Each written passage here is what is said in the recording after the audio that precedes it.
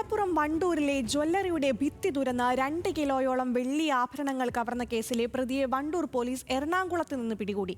ഗൂഡല്ലൂർ എരുമാട് സ്വദേശി ജോസ് മാത്യുവിനെയാണ് പിടികൂടിയത്. സംസ്ഥാനത്തിന്റെ വിവിധ ഭാഗങ്ങളിലായി 100 കണക്കിന് മോഷണ കേസുകളിൽ പ്രതിയാണ് ഇയാൾ.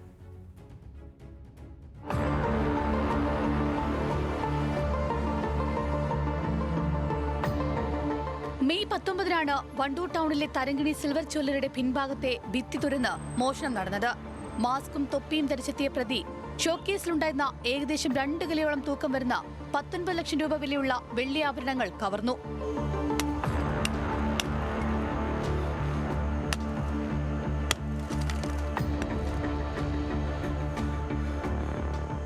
CCTV ദൃശ്യങ്ങൾ, ശാസ്ത്രീയ തെളിവുകൾ, സാങ്കേതിക വിവരങ്ങൾ എന്നിവ കേന്ദ്രീകരിച്ച് പോലീസ് നടത്തിയ അന്വേഷണമാണ് പ്രതിയിലേക്ക് എത്തിയത്.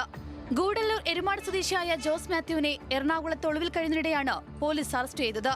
കവർച്ചയ്ക്ക് ശേഷം കോയമ്പത്തൂർ, സേലം എന്നിവിടങ്ങളിൽ ആഭരണം വിൽപ്പന നടത്തിയിരുന്നു. ഈ പണം ഉപയോഗിച്ച് ആഡംബര ജീവിതം നയിച്ചു വരികയായിരുന്നതായും പോലീസ് കണ്ടെത്തിയിട്ടുണ്ട്. ജോസ് മാത്യുവിനെതിരെ സംസ്ഥാനത്തിന്റെ വിവിധ ജില്ലകളിലായി ഏകദേശം 90 മോഷണ കേസുകൾ രജിസ്റ്റർ ചെയ്തിട്ടുണ്ടെന്ന് വണ്ടൂർ പോലീസ് അറിയിച്ചു.